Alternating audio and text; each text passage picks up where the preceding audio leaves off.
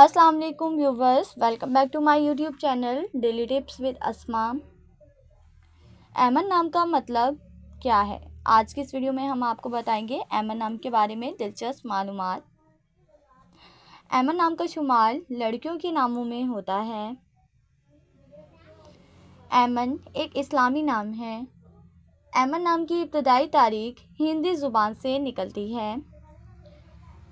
ऐमन नाम की लड़कियों के लिए खुशकिस्मत नंबर 8 माना जाता है। माहिरीन के मुताबिक ऐमन नाम की लड़कियां बहुत वफादार होती हैं। ऐमन नाम का मतलब है खुशकिस्मत, खुशनसीब।